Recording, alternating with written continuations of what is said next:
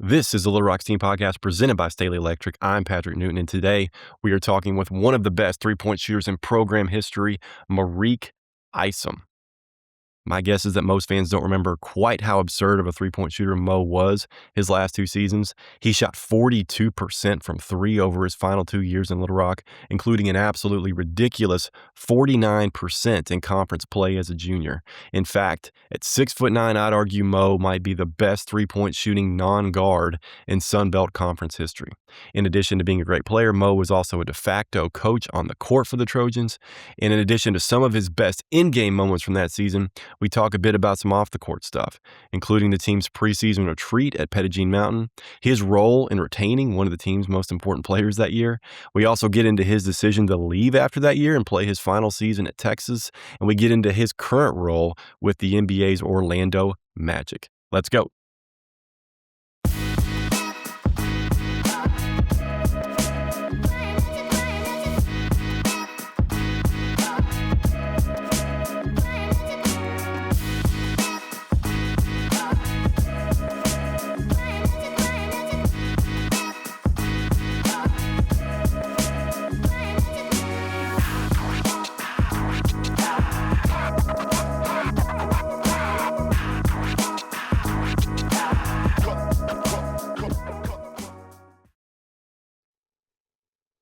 Mo Isom, thanks Yes, for doing sir. this, man. How are you? Good. Absolutely. I'm great. How are you? I'm good, man. I'm good. So you got the Magic gear on. You're in Orlando right now. You're working for the Magic? Yes, sir. Mm-hmm. What are you doing down there? Assistant video coordinator. So just, a bunch of stuff, playing, cutting up tape, help put together workouts, and then just gearing up for the season to start. Camp starts on Tuesday. So just trying to make sure everything's in order before we get going again. So Cool. I'm not trying to get you in trouble, man, but you're one of the best shooters in Little Rock history, and the Magic weren't the best three-point shooting team last year, man. What's going on? it's just circumstance. We had a bunch of injuries, but we gonna get right this year. We gonna get right. I'm just messing with you, man. But as I said, one of the best shooters to ever do it in Little Rock. You shot 45% for the season from three as a junior, led the Sun Belt your last year. 2015-16, the season we're going to talk about, you shot 49% from three in Sun Belt play. That's an insane number. Where did the shooting thing start with you?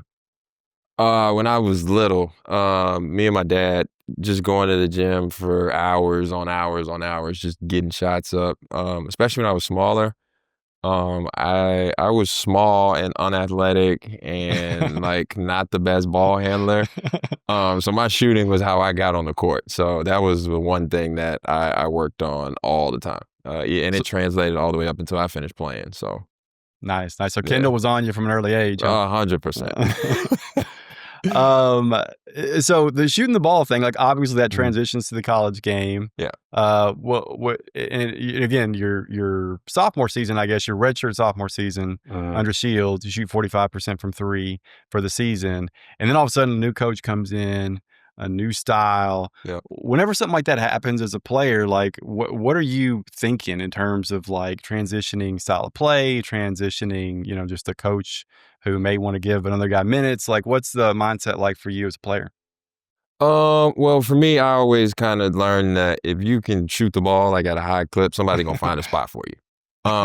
And so obviously with the new staff coming in, like I knew that, I had a pretty good season, and then just hoping that me being able to shoot like, at a pretty high clip and not being like super high volume would be something that they found valuable, and luckily they did. So Yeah, and you were pretty familiar with motion offense as well, right? Yeah, I Coach Collier at Bowie High School in Austin, we ran it my junior and senior year, like different versions of it, but the same kind of dribble, pass, shoot, read and react, play one side, play the other side. So when Coach Beer kind of mentioned that when they first came in, I was familiar with it, and it was something that I thought would be good for me because, again, not the most athletic, but like just had a feel for like reading the game in situations and knowing like, setting good screens, well-timed cuts, spacing, and all that stuff, just being like a manufacturer of good offense could help me get more shots up. So I was excited when they said motion offense because I already knew what it looked like. So did you have like a sit down meeting with Beard when he arrives and the staff? Like, is he talking about role? Is he talking about Mhm. expectations? Like, what's that conversation like? Um, for one, he said, "We're gonna keep you," which was great. That's a relief. That's relief. And then, I guess they came in ready to go from the jump. They did their homework, so it was like, "Look, like, shot the ball well last year. Somebody like at the big spot for you, could really like space our offense and be good for just what we're trying to do." And he's like, we just got to find ways to incorporate you and even like get you a couple more shots. Just because, if you're shooting at a high clip, like you want the guys who can make shots to take shots. So Yeah. I was really encouraged the first time I met everybody. They just came in, was honest, came in with a plan, and just it was like they really made everybody, including me, believe from the jump that we're gonna have a really good team, have a chance to make the tournament. So I was all on board from day one. Yeah, yeah. Speaking of, having a good team, they bring in a Mhm. lot of new guys. And as you Yeah. mentioned, you get a big sigh of relief whenever they say you're one of the Mhm. ones they want to bring back.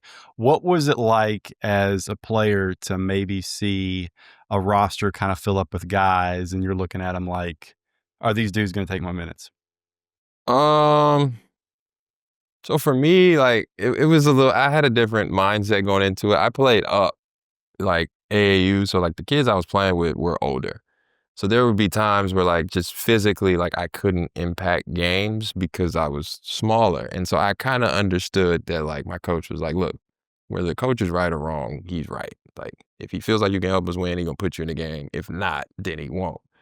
So I was like, I just want to be a part of something. Again, like I said, I was happy that they kept me from the jump, but like I want to be a part of something that ultimately like we win games. So whatever that looks like, however I fit in initially, I'll just kind of have to get a feel for it. But then I kind of know myself. Like I'll end up doing the work, making the necessary adjustments to make sure that, I can kind of like make a role for myself on the team. But ultimately, I just wanted to do what was best and just try and help us win games, especially after 2 seasons where, you're around 500, a little bit above, a little bit below. So it was like, especially with the roster we had, like we actually had a chance on paper to like compete in the Sun Belt and like be a good team. So I just wanted to do that.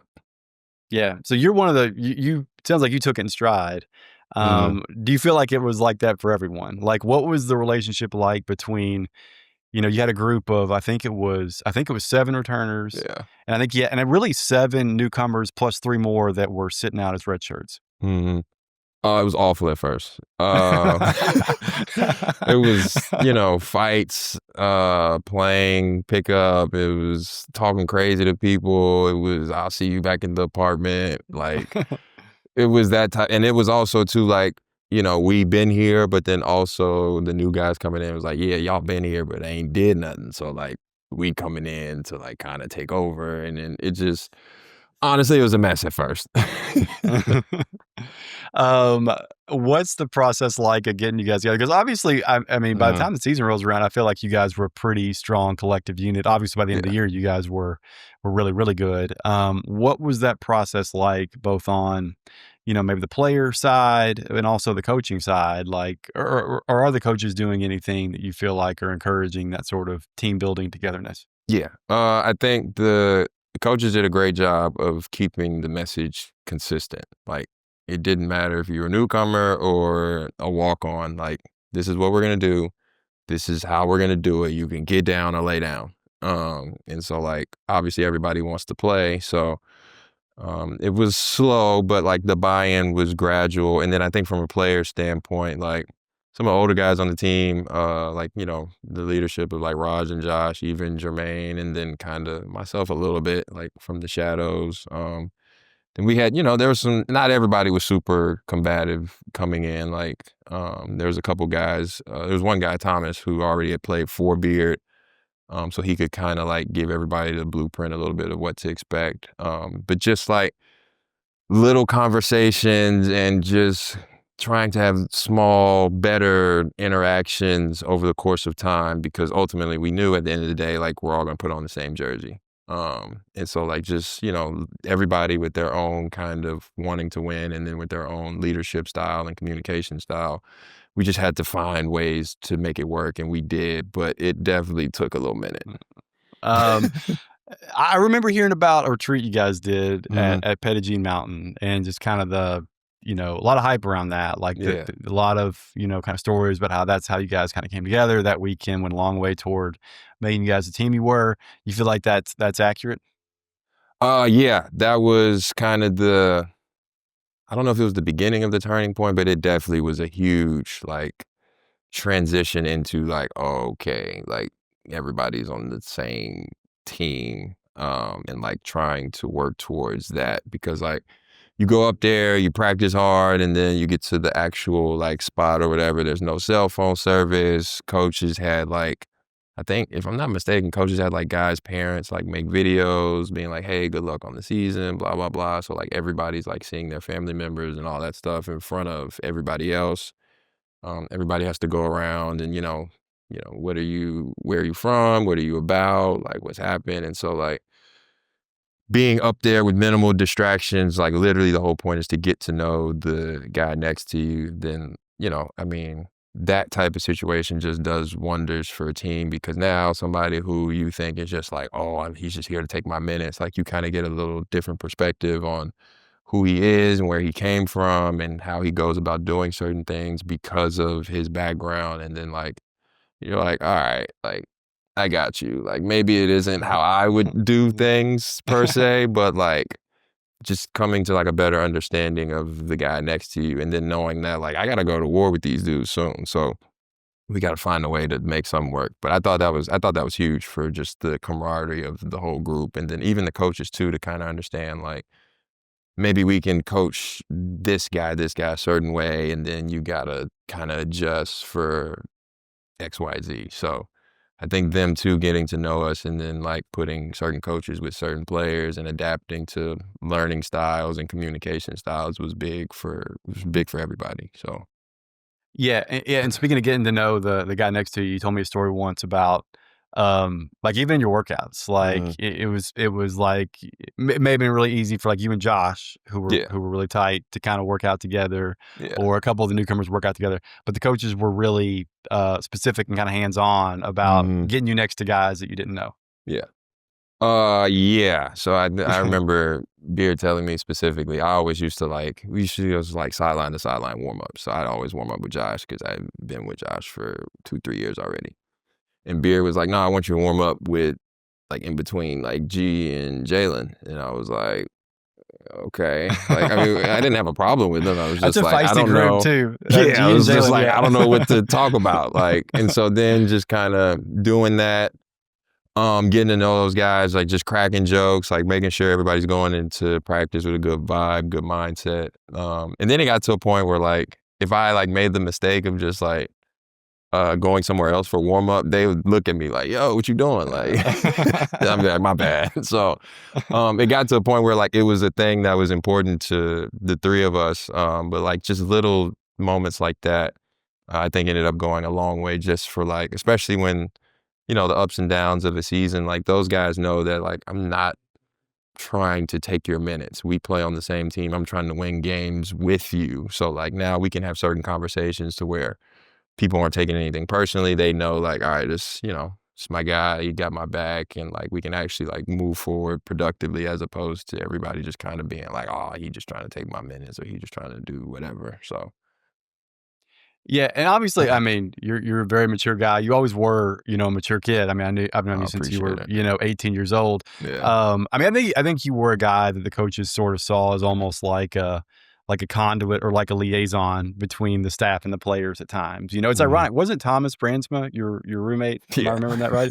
Yeah. Yeah. So I think they saw Thomas as that kind of guy too. I mean, obviously because he Mhm. had been with Beard for so long, but Yeah. yeah, I think they saw you as someone to kind of help them kind of deliver a message and kind of communicate with different guys on the roster. Yeah, for sure. And like I kind of again back to the whole not being like a super dynamic offensive player. You're selling yourself Um short, man. You were the Listen, it is what it is. You go look at the stats.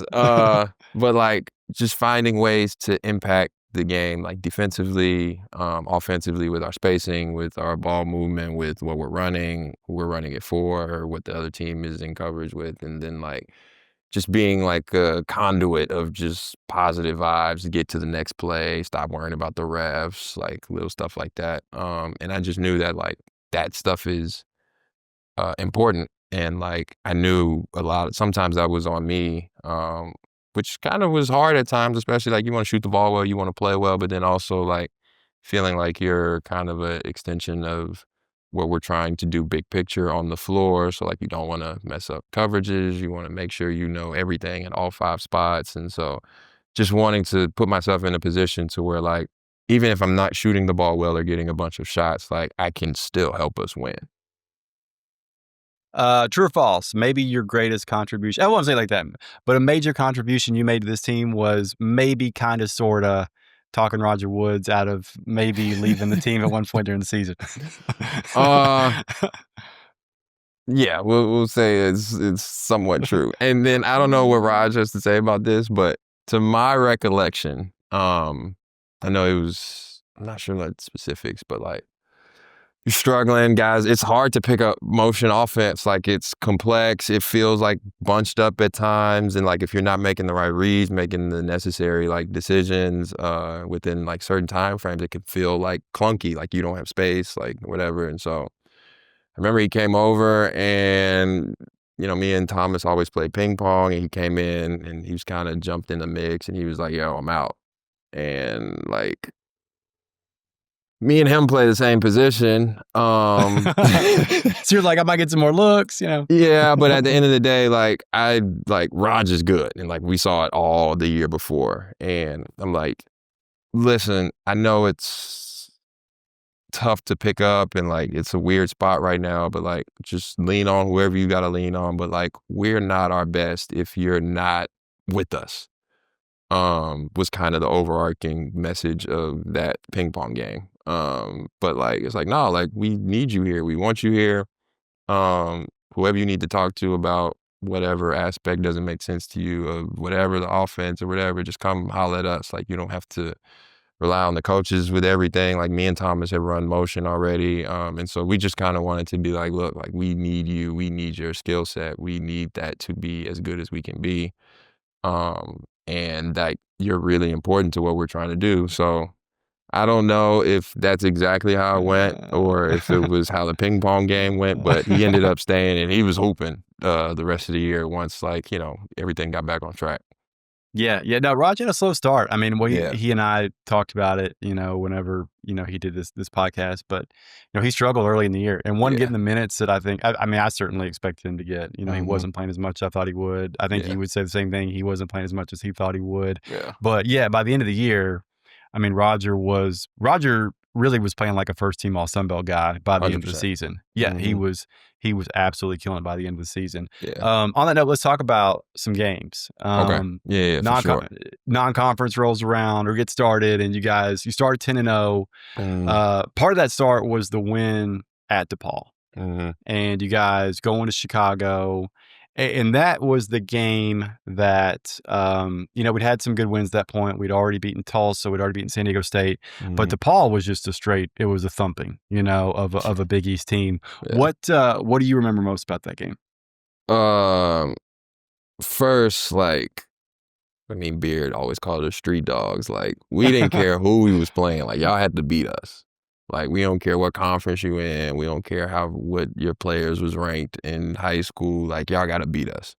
And so, especially after like the start we had, that was the confidence that we took everywhere for the rest of the season. And then going into that game, like just finding things that we could exploit, offensively and like making them uncomfortable defensively. And like, honestly, it was a game like you execute to a T. Everybody's on a string defensively. We're making like still like I don't think the offense was as good as it got towards the end of the season, but it was at a point where like there was a balance of it was starting to balance like everybody's strengths with what we were trying to do. And so like even if it wasn't as clean as it was at the end of the season, like guys are actually being like, okay, I can get my shots here, like I can start to do this here, I can do this here. And like it was a good thing to be like, oh, okay, like this could actually like be something if we keep this and we keep this going in the right direction. And the good thing about us, I don't know, I think I saw were we in the top 15 defensively in the country that season? You were second in scoring defense by the end of the year. Yeah. I can't remember what you finished in all the different categories, but yeah, it was a at that point in the season, in the non-conference schedule, you Hmm. may have been you probably were the top scoring defense in the country. You were receiving votes in the AP poll, and Hmm. you may have been at that point still the number one RPI team in the country. There was a Yeah. point early in that season when Little Rock had the top RPI in the country. Yeah. So like even with not being able to fully figure out the offense, we were getting enough stops to like, all right, we may not have everything figured out right now, but y'all not scoring either. No, Um, y'all controlled the game, defense, yeah. really low turnovers. Hmm. To me that was the key. And then Yeah. offensively, you guys executed well enough, and you guys were just able to force teams to play at Hmm. your pace early in the season. Yeah, for sure. I think that both of those things. And then like Beer was big on like, 50, 40, and I'm not sure what the free throw percentage was. I think it was 80. But he was emphasizing like our shot quality, like we need to take good shots that, people work on. We had the 300 club, like if you want to shoot threes, you got to make your 300 every day with your coach. Your coach has to report back. So like everybody knows that we're putting in the work. So now when we get these open looks, it's not like, oh, who am I passing it to? It's like, no, he puts in the work just like me. So like there was a confidence in that. Everybody out there was doing their job even after practice, or like extra from practice, to be able to come in and like be their best during game time. So Yeah, you mentioned shot selection there. Like to you, like in the flow of motion offense, like what was a good shot for you? anytime my feet Yeah. were set and I was open. It was going up. Yeah. Which yeah, that's the answer for me. Like I feel like I shot enough on the gun on my own. I was working out with Max and Coach Berg, so like with them to be like, and kind of going back to like the percentage I shot last year, like I make almost half of these. So if I'm open, like I gotta let this go. I think that's fair. Yeah. Defensively, that game, you had a matchup against what was the guy's name? I've got it down here. Was it Tommy Hamilton? Was that the guy's name you were Yeah. guarding for DePaul? Hmm. What was like? He was a good player. Like, what was Yeah. it like defending him that game? Uh it was tough because he was like good with the ball, but then also like larger than I was.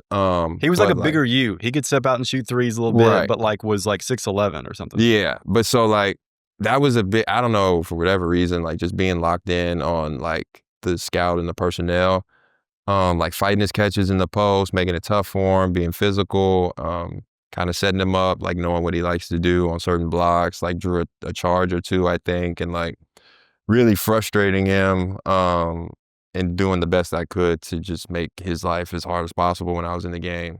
And then like on the offensive end too, like not letting him take breaks. So whether I'm like a threat to shoot or going into the next action or like setting screens, like good screens for teammates to have him to like make a decision, am I switching, am I in coverage? And then playing and catching and going to the next thing quickly to where he's not getting a break on defense. And then now we go back on the other end and I'm fighting you the whole time. So it was one of those games where like you don't score a lot of points, but you don't have to necessarily. It's like scoring's gonna take care of itself because we're starting to share the ball and move the ball better and like get good shots. But then also like defensively, like I kind of got you figured out a little bit. um, it's another matchup you guys had this season. You mentioned something about a game where where you got to score points. Like in one game, you didn't really have to score a lot of points. It was low scoring. The one Hmm. at their place was a high scoring game. It's ULM. You Hmm. guys, you Yeah. beat them at the Jack Stevens Center in a game that like maybe they could have should have won. They missed Hmm. some. They missed a couple easy shots at the end. Yeah. They led at halftime of that game, I believe. You guys go to Monroe later in the season, and they scored. I want to say in the high 80s against us that game. Hmm. Yeah. That was something not many teams did. They shot Yeah. 50+% from the floor. What do you remember about those battles with Monroe?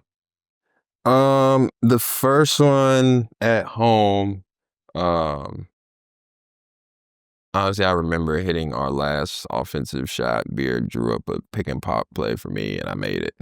Nice. I didn't remember that. This is a Yeah. good thing we're talking about this game. And then like I remember playing pretty well, but they just wouldn't go away. And then Is it our there, place? yeah. And then there, like them just like kind of just being in rhythm, seemed like they made everything. And then I think that game for me personally, like I kind of played well towards the end, like trying to bring us back. And then that after that game, I think I started the rest of the season at the 3.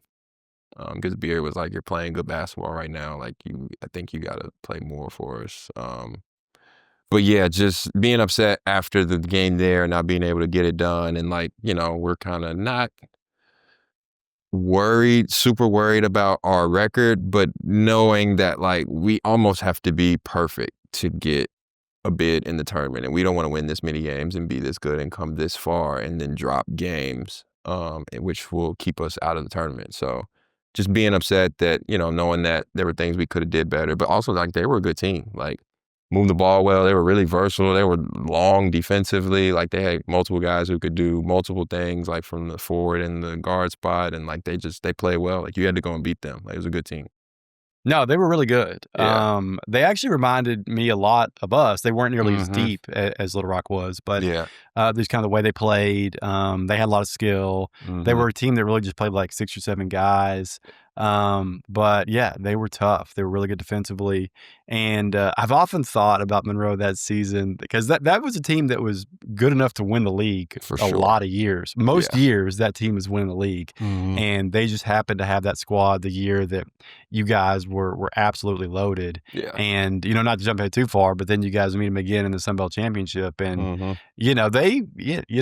they were the better team in the first half. They led by Yeah. 5 points, and you guys played, one of the best halves of basketball probably in school history. Certainly Yeah. certainly that season outscored them. It was like 42-17 or something Yeah. after halftime. But that half was an outlier. Mhm. All the other halves of basketball that season were It's were pretty absolute even. dogfights with them. Yeah. Yeah, no, it was, I remember that game and just kinda we weren't out of rhythm in the first half of the Sun Belt Conference game, but also, like, it was a combination of, like, alright, we kinda, like, it's just kinda lackadaisical, and then Beard came in there, punched the wall, broke his hand, and then we played the best half of basketball that we played all season, so Did the punch, like, wake you guys up? Was that a real thing? I don't know if okay, so, like, yeah, it woke us up, but also, like, we knew, like, "Bro, we can't lose this game, like, we gotta win the Sun Belt Conference tournament to get to the tournament." So, like, before he came in and broke his hand, like, the guys were, like, already talking amongst each other, like, "Yo, we gotta do X, Y, and Z, blah, blah, blah," and then he came in, the icing on top was punching through the thing. The way he tells the story, it's something he'd done before. Like, he normally would punch it, and it was like on wheels, like the little whiteboard would roll, But this one, I guess, I don't know if it didn't have any give or what, but whenever he popped it, it was a result he didn't expect.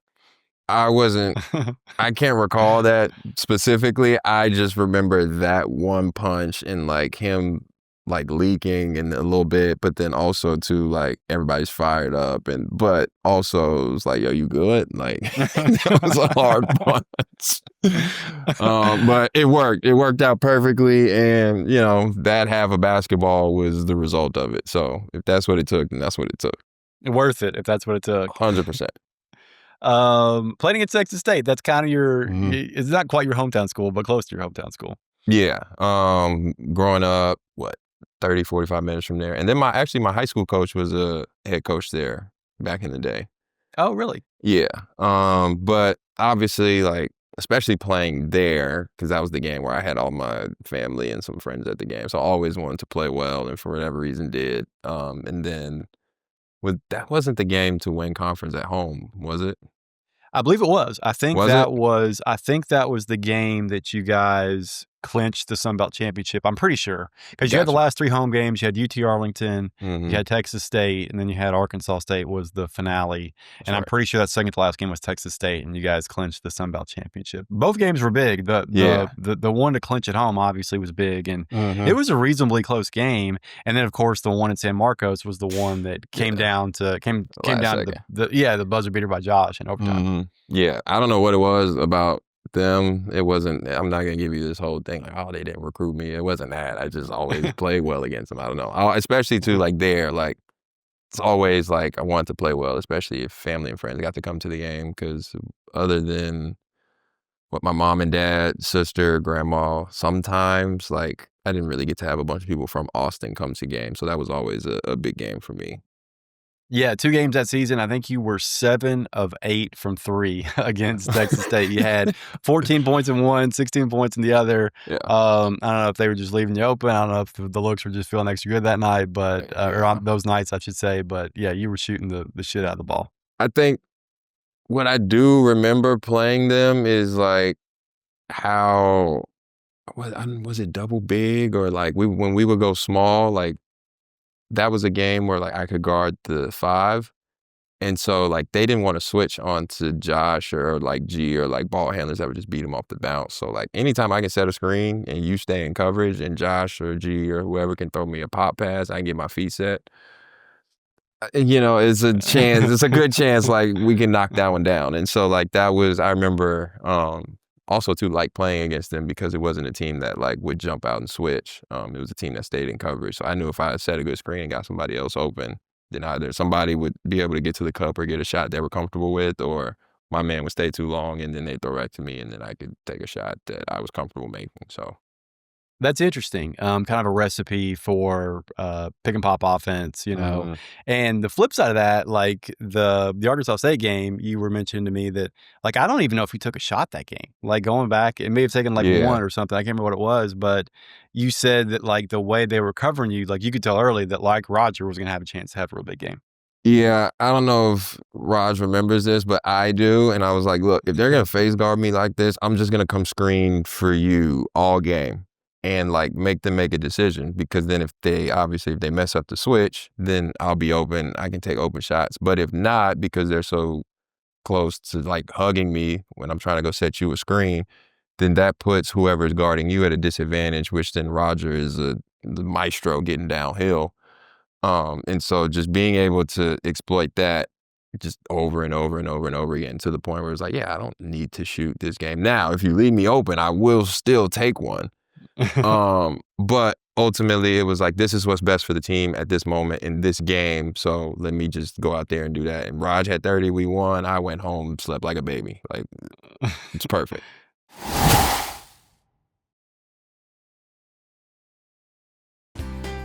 At Staley Electric, we don't mind getting our hands dirty. That's just who we are. What started in R.E. Staley's garage in 1951 has grown to a 24-hour, 7-day-a-week residential, commercial, and industrial electrical company. From changing out a ceiling fan in your home to building a school in your community, Staley Electric will deliver the electrical solutions you expect and deserve. Visit our website at StaleyElectric.com. One of my thoughts on this has always been like the lineups late in the season where it was Josh G, yourself at the 3, Raj Mhm. at the 4, Liz at the 5. You really had 4 guys that could kind of play on the perimeter. And Roger could a little bit. He could knock down an open 3. He wasn't going to Yeah, take him at volume or anything. But late in the season, I mean, you look at, some clips from the Arkansas State game, Texas State game, the tournament against Louisiana Lafayette, ULM. Like, Rogers driving down the lane, like, I mean, like you could drive a truck, you know what I mean, do for some of those sure. holes. Yeah. For Like the sure. spacing on the court at late in the season was just incredible for you guys. Yeah, I got to give Rogers credit too. He didn't have enough attempts, but he was definitely part of the 45 club from 3. We always say 45 club members. I got to give him his props. Low volume 45 club. Yeah, for sure. But like, I think too that was kind of, it was a similar, I think, situation in the ULM game in the second half where he just was like getting downhill. But that was the culmination of all of us just being consistent and sticking with motion offense, but then getting to a point where it's like, okay, we can run this play into motion until we get the mismatch or the switch we want. And then now, because the other four of us can shoot, you can't, like, what do you do? Do I help off of a 40% shooter, 40% shooter, 40% shooter, 40% shooter? Or if you don't, now Raj gets to play one-on-one and he has an advantage and he's getting fouled. So, like, once we really got good at identifying, who the wink league was, how to get him switched onto Raj or Josh or like guys who could get downhill, and then making like the guys and help make a decision, then that's when we were like really hard to beat, and that's when we were clicking offensively. Yeah, offensively, late in the season, I mean, I've said this a lot to people, but people remember y'all for your defense, and understandably so. The defense was incredible. But late in the season, offensively, you guys were just as strong on that side of the ball. In fact, For sure. I don't know if you're like a Bart Torvik guy or a Ken Palm guy, but if you go back and you isolate, I want to say it's like the last 10, 12 games of the season, offensively, we rank just as high nationally as we do defensively. I think we might have been like top 70, top 75 in both categories in terms of adjusted efficiency. Offensively, you guys were playing some really beautiful basketball those last 10, 15 games of the season. Yeah, and it was a lot of fun, like being able to exploit defenses and like balls moving, so everybody's, basically getting their quote unquote numbers. But like good shot shooting at a high percentage, the guys that are getting downhill have space. And I think in the Purdue game, like part of what, we got down, but part of what helped us like bring us back is like they couldn't play their bigs because all like between Reese and Liz and myself and Raj, like we're super versatile and could play out on the perimeter. So like it honestly, it was easier to score when the bigger guys were out there and like they didn't have that option to just switch everything with smaller players. So again, too, like that was credit to the coaches and then also everybody else just like buying in, because like that was not the case when we first started running it at the beginning of the season. But then just a steady diet of staying with it, and then everybody understanding like this is where I can get my shots. Like these are the reads I have to make based off of who's in the game, how they're guarding us, and then just always being able to adjust. And then obviously, you have a bunch of good players. So yeah, no, it was a lot of fun playing that way, especially like once we really got the hang of it, because it didn't matter like, where the points were coming from, but just the ball was moving, everybody was touching it. And everybody was touching it like in positions to where like they could maximize what it is they do best. Something I didn't really know until we were chatting about this recently is the foot injury you had late in the year. When did that happen again? Oh, the night before the Purdue game in shoot-around. Literally, like, where everybody's going half speed and just getting used to the gym, getting used to the altitude, and like I go up for a layup, half speed, not trying to dunk, nothing, like, and just foot just completely turned and gave way, like hit the floor. And at the time I was just like, oh, I sprain my ankle all the time, like whatever. And then I got back to the hotel and it was huge. And yeah, I didn't find out until a month after like summer workouts at Texas the next year that I had a fracture in my foot. So like when you go back and watch the games, like I was out there laboring around to the point where I was just like, bro, like you can leave me in and I'm gonna try, but also like take me out. Like, man, that's got to be the worst feeling in the world to kind of get to that point and to have that type of injury. And you played in both games. In fact, I want to say you played more minutes in the Iowa State game maybe than you did in the Purdue game. Yeah, but felt awful. Ankle was huge. It was a 2 out of 10. I felt like I was shooting off of one leg, basically. And like a lot of those shots, especially in the Iowa State game, shots I made all season, but like I literally am like leaning and like can't put pressure, but like I can't not play in these games. Like we made it to the tournament.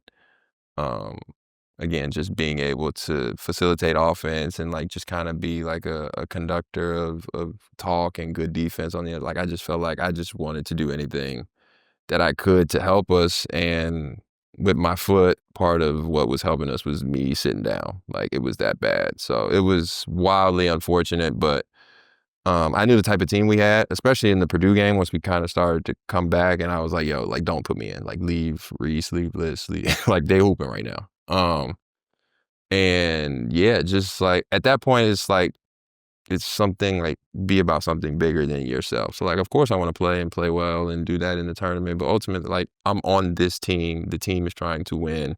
My job right now is to communicate to guys when they come to the bench and then be the best teammate I can, because like that's the only thing I can do right now. So just kind of that same mindset of doing whatever the team needed me to do, just kind of took over in that moment, even though it sucked. But like, even like with that, it's a tournament game. So like the adrenaline of the comeback and all that stuff, like, yeah, your foot hurts and you're not playing, but like, we have a chance to win a tournament game. Like, I'm not gonna sit here and be sad because I can't play. Like, no, I'm giving everything that I have to these guys, and so that way they can go off and get a win, and they did. So What's the mood like on the bench with 5 minutes to go versus 3 minutes to go versus a minute to go? Like, what's that kind of roller coaster like over there with your teammates?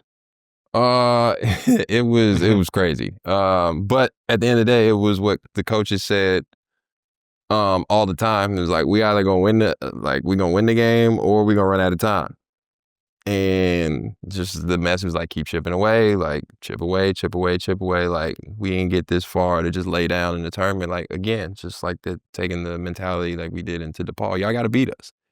And the only way y'all beat us is when that clock hits 0 and y'all have more points than us. Until then, we gonna keep playing. And yeah, it's just one of those things where it's like, it looks a little crazy because you're like, dang, 17, 5 minutes left. Then you're like, okay. And then you're like, oh, and then you're like, oh, here we go. But like, our ability to like get the bigs off the floor, we have, again, versatile bigs. You have, I want to say 5 or 6 guys in the top 15 of three-point percentage in conference play. So like, those threes add up quick. You had the top 3 in conference play. Yourself, Josh, and G were. You were 1. I want to say G was 2. Josh was 3. So I think Kimmy was top 10 too, or top 11 or something like that. Yeah. No, the shooting on that team was ridiculous. Yeah, like in a slightly different era, that team probably would have had like more 3-point volume. Like, you've got to be. You're the kind of player you got to be like, man, if I was born like 5 years later, I would have like lit it up. Absolutely. Like you were just on the cusp of kind of missing the 3-point volume in college basketball. Especially like running like double drags and like quick offense, getting threes up quickly. Like, the battles you have about shot selection and stuff is like, nah, like this, we need you to shoot these. I've been like, bet. But yeah, so I think like just that versatility was kind of the thing that helped us get back into that game. And then, you know, as you've seen, like you see it over and over and over again, them threes add up. And then obviously Purdue was kind of like, oh, what's going on? And then, you know, Josh hits the shot. Kimmy has a shot in overtime or double overtime. Josh has the other shot in the other overtime. That game was ridiculous. It was crazy. Yeah. Josh had, he hit, I think 3 threes on the stretch of regulation. He hit the one from the corner, the really deep one, and then the one that I guess was also really deep, the one to send it in overtime. He hit that kind of like weird, kind of like funky push shot. The floater, in the first, in the first overtime. And then in the second overtime, it was, he had that really high ball screen, got downhill to the left, and then helped slid over, and he kicked it out to Kimmy, who, I don't know if Kimmy would admit this. I remember asking him after the season, I was like, were you like, were you nervous at all? Like when the ball comes to you? He's like, no. He's like, I was so mad that like, I hadn't touched the ball the last few possessions. He's like, I already made up my mind. He's like, I was shooting it no matter what happened.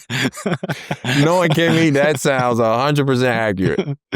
But, candid, no hesitation, no hesitation. And I've said this with everybody, a play that I had never even noticed at the end of that first overtime, he has a defensive stop there against, they try to ISO him with a ball screen at the end of the first overtime, and he has one of the best defensive, one-on-one possessions of the season. Yeah, Kimmy's a truck. He had, everyone will remember the shot, that Josh hit, and even the kind of crazy, ridiculous 3 that Liz hit, where it hits the rim and goes up. Bounce straight up, His toe, like, I'm still not sure his toe went on the line. You go back and you look at those clips, man, it's like crazy. You couldn't have fit like a razor blade between his toe and the 3-point line. Yeah. But Kimmy had two massive plays defensively with the stop, and then hitting the 3 to put. I think that put us up 5 with like a minute to play or something. Yeah. I mean, that was one thing about that team. That team did not lack confidence. Like, between Kimmy, Raj, G, Josh, Jalen, Reese, like, bunch of dudes Rudley. that could. Jermaine, like, Jermaine was one of, like, what, top 10 points per game leader before he came to us. Yeah, he Like, averaged like almost 20 a game at FAMU. yeah, like, he was going crazy. He could have gone a lot of places and just put up crazy numbers, you know? For sure. But, like, between playing the ones and then just everybody's not only belief in themselves, but our belief in each other, not only because of what we saw throughout the games and, like, in regular practice and stuff, but we all knew, like, everybody's doing their 300 club, everybody's getting their work in on their own, like, everybody can shoot, like, everybody can hoop, so that was just the beauty of, I think, like, what that season was, to where, like, yeah, we run this and then you gotta have the crazy run, but then ultimately it's like Josh getting off of it and then somebody else making that shot to ultimately put us up 5 and finish that game for us. So Well, those were some fun times, man. We're gonna talk about some yeah. sad times though, because you broke some hearts of the Little Rock fans with the when you leave for Texas. I'm just joking with you. I think it's a decision a lot of people would have Yeah. made. What was that process like for you? I mean, Texas, obviously your hometown school, and Texas is Texas. You know, let's be real. But like, Yeah. what was that process like? What was the decision kind of like for you? Did you agonize over it? Was it kind of a no-brainer? Like, what was it like for you? Um, it was hard. Also too, like, I graduated that fall. You were a grad Uh, transfer, right? So you could go and play immediately. That was like pre-transfer portal stuff. yeah. So you had the ability to. You were a guy that I would imagine a lot of schools had looked at, because that was Mhm. right whenever the grad transfer thing was starting to become popular, Yeah. and there were guys on staffs around the country who their job Mhm. was to kind of locate potential grad transfers and kind of pull them to their programs. And Yeah. so I'm sure you were a guy that, I mean, you talk as freely about it as you want, but I would be surprised if Texas was the only school that reached out to you. Yeah, so it was one of those things where I had actually left in Little Rock and just was talking to my dad and about everything. It was something that I was thinking about already and just being like, yo, like, we kind of, like, we maxed out. And I'd already graduated and obviously it was tough, but, like, being able to not only go and play and kind of just see where I was at, but then also to, like, the chance of, like, getting a master's, like, from a different school and, like, all that stuff, and, like, it was a lot that went into that decision, and just kinda wanted to be closer to home in theory if it worked out that way for family stuff. And so, like, we literally left Little Rock and then drove back, so that way I could go tell coach in person, like. And that was Coach Flanagan at that point, right? Yeah. And just like, yo, like, this is a decision I'm making. Like, it was really hard, and, like, this is what it is. And then I just remember, like, opening up the recruitment and stuff, and I actually um I didn't average a ton of points, but, like, some of the schools that called, I was kind of surprised. It was like, oh, these are Power 5 schools, and then one of the assistants at Texas called and was like, hey, we're losing, like, a pick and pop threat. And I was familiar because of, like, I live 10 minutes from campus. So, like, I just knew who everybody was. My dad's best friend was assistant for the women's team. Okay. And so I was just always around campus, even, like, as a middle schooler and high schooler. And so one of the coaches called and we were like, that's cool. Like, it's okay if I don't play at Texas. I know it's my hometown. Like, I want to go somewhere where, like, I can play and, like, help us win and be, like, an older guy. And they were like, no, like, we actually think you can come and help us. And, like, we need your ability to stretch the floor, especially, like, with the other athletes we have who can get downhill. It's like, that ability to stretch the floor as a big or as, like, a 4 or whatever, like, it's huge for us. And, like, we want to see if you want to come play. And so obviously after a lot of deliberation with everything, it made sense. It was literally 10 minutes from the house. It's dream school. Like, you gotta do that. So that was the decision we made. And also, because I know Beer gave me a hard time about this for a long time. Because like back then when you transferred, there was like a list of schools that like you couldn't transfer to. And to my understanding, the list of schools that I could not transfer to were any other school in the Sun Belt and Texas Tech. So that's what the administration at UALR put that Right. list together for you, I guess. Yeah. That's tough, man. That's tough. Yeah. So I I tried mean, to you had tell gone to Beer. Texas, you probably would have gone to, or would you have followed Beer to Texas Tech? Have you thought about that hypothetical? It's not. It's not even worth going into because me and Coach Beard are finally cool again. But like he was tight at me for a little bit after that. Really? Yeah, I think so. I mean, maybe he was kidding or not, but like I was like, Well, hey, you saw him Coach. in the Big 12 that next year, right? Yeah, and it also didn't help that they needed to beat us in the Big 12 tournament, and that was the game that I played well and like contributed to knocking them out, and then they didn't get into the tournament. Yeah. Oh, okay. I didn't realize Yeah. there was all this extra drama go along with it. But Beard, I saw him in handshake lines. He was like, "You got injured and didn't get to play all year, and of course you have one of your best games of the season against us." I was like, "Yeah, my bad." But yeah, so it was a big decision. It was a lot, but ultimately it ended up, being a good decision. Got to be close to home. Obviously, you go to Texas. I ended up, was it 2-3 years ago, getting my master's from Texas. So like, it ended up working out how it worked out. yeah, no, I mean, I think you made a decision that a lot of people would have made the same decision, both athletically, chance to play the Big 12, academically, Texas is one of the best public schools in the country. Yeah. You grow up, it's your hometown school. I think it's something that, I can remember being upset at you whenever I heard that you were leaving. I mean, not like mad at you, but I just remember like, what? Like Yeah. Isom is going to Yeah. Texas? Like that, I couldn't believe it. Because you also would have really helped that team the next year. Yeah. That next team, that was a good team. They had some injuries kind of middle of the year to Liz, especially Liz, Yeah. that really hurt them. And they just weren't quite as deep. They had to rely on some guys who they probably, they wanted to use, but weren't quite ready to rely on just as much. I mean, you would have been a really important piece on that. What was the 2016-17 team? Yeah. Again, it was tough, but like at that point, it's just one of those decisions that you have to make. There's pros and cons with both, and just after a lot of talking to my family about it, and just talking to people who could kind of like give me like a wise opinion on the whole situation, and just like praying about the whole thing. It just was the thing that made the most sense. And so that's what ended up happening, and yeah, so my bad.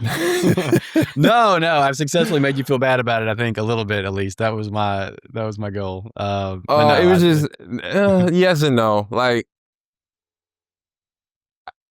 in theory, for like not being able to play with some of the same guys the second year, yeah.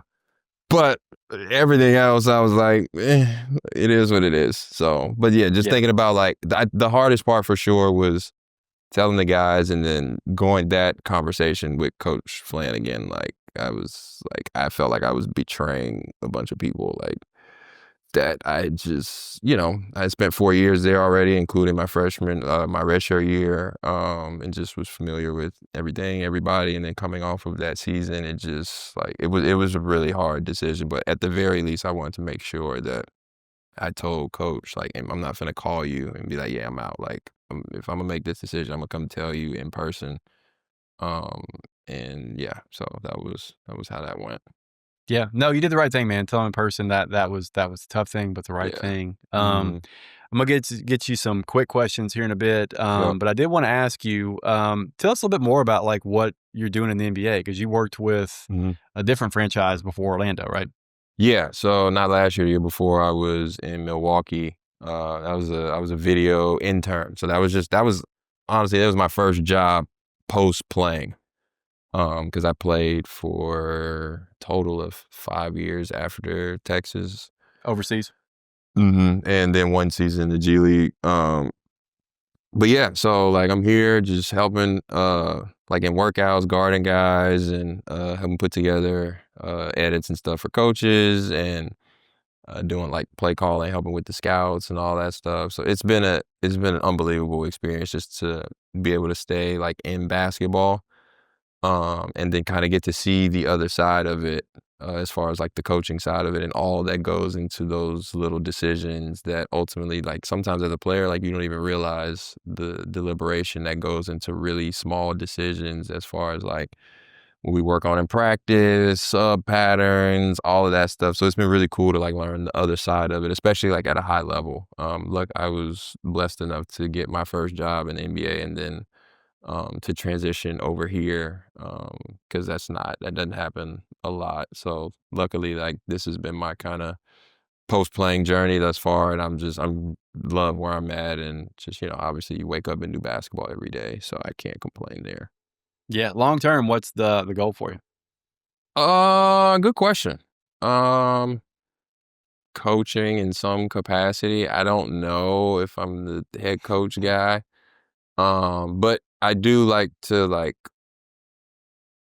the offensive side of the ball, like kind of figuring out like transition and secondary and sets we run and actions and like counters and stuff. Like I like doing that a lot. And then also too, like when I was playing for 5, 6 years, I would come back in the summer and like work out from 7 to 9, like in the morning, and then help. We have a program, it's Zach and Christian. It's called TPA, which is Texas Pro Academy. So that's where I literally got like some of my player development background. So I would like work out myself in the morning for 2 hours. And then after that, my first year, I was literally just helping rebound, like for high school kids, for middle school kids, like, and then after that, being able to learn like, okay, like this is how you coach, this is how you put together a good drill, this is how you put together a workout, this is how like a workout is supposed to flow. So learning what goes into putting together a good workout like over 4 or 5 years, and like those guys are the best in Central Texas. So I was lucky that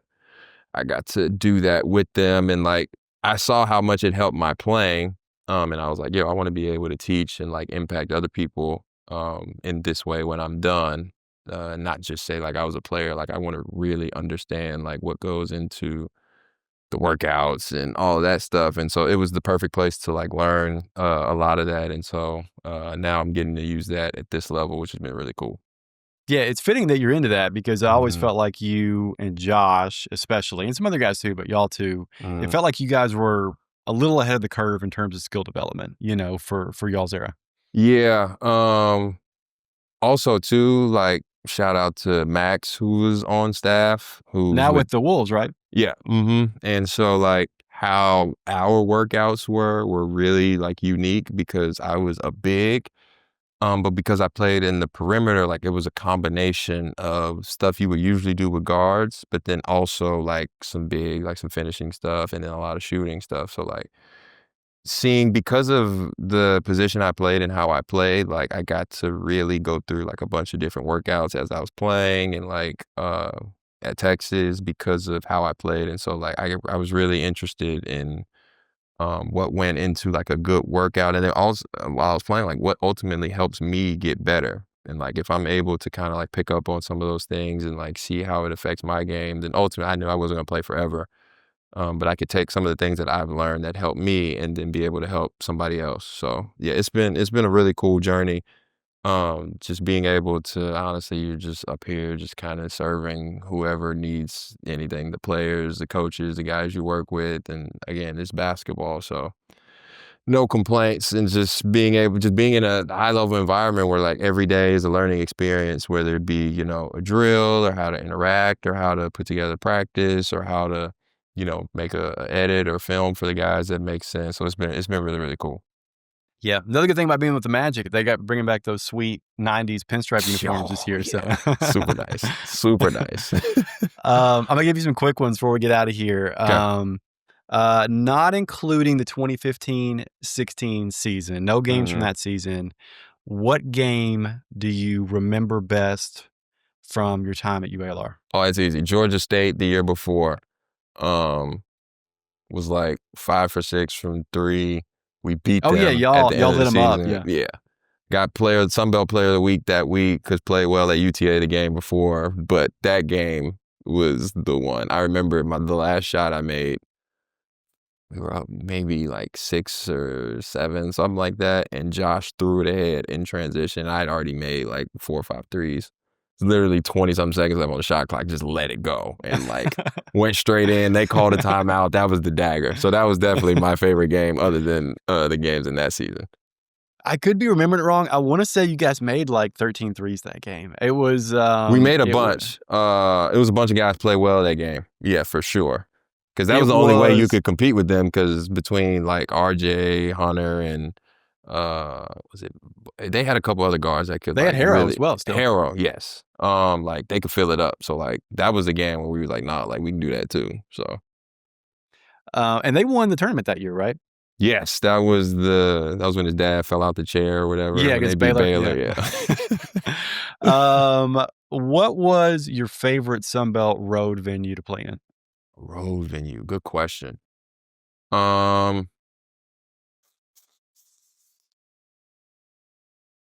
Texas State was one because I always played well there. I didn't necessarily like the venue.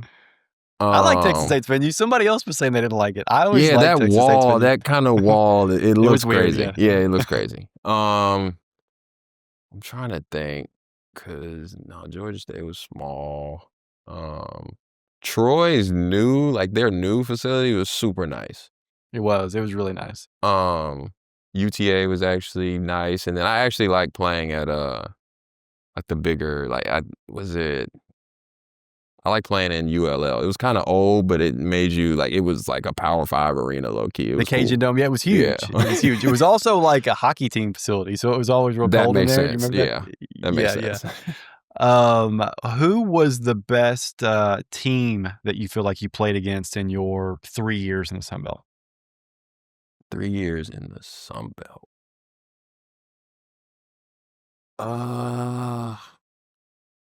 That's a good question.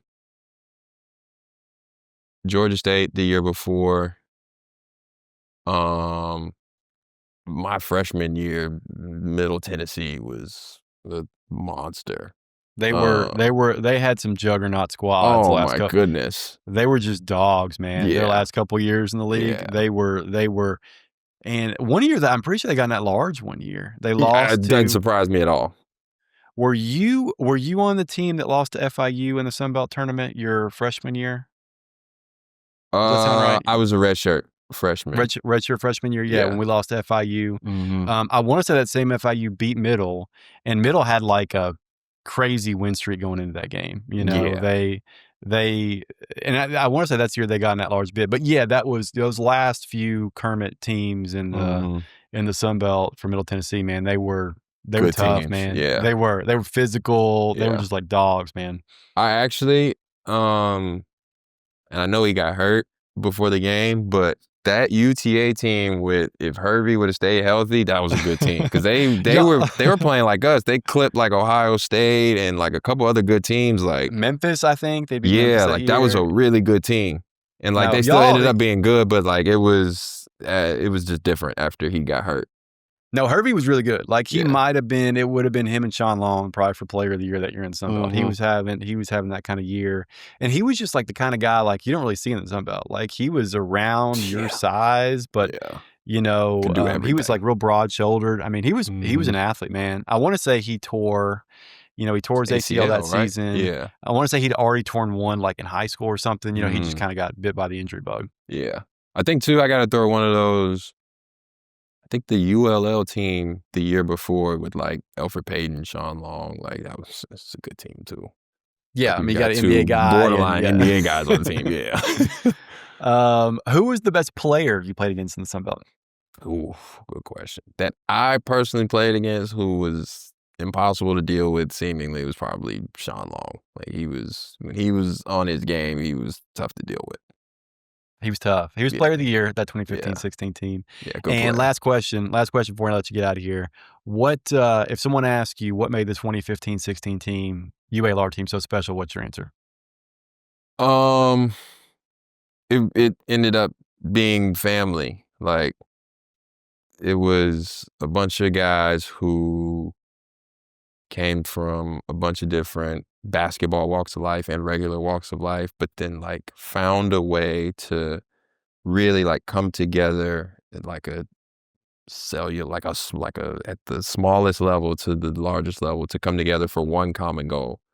And like just seeing like how the coaches came in with a very particular plan about how to win, how we were going to execute, getting players to buy in, and then players also too taking accountability for what they were doing, not only for themselves, but then kind of grabbing a guy and bringing them with them, and like ultimately kind of putting some of their individual success aside for the greater of like a common goal to shoot for, to like it just I always talk about that year when, you know, people ask me about college basketball. It was just special. Like the work that went into it, but then also the fun that was had, but then like everything was very like high level competitive. It was like very like it was stressful at times. It was up and down a little bit at times, but um just being able to win and be a part of something that was bigger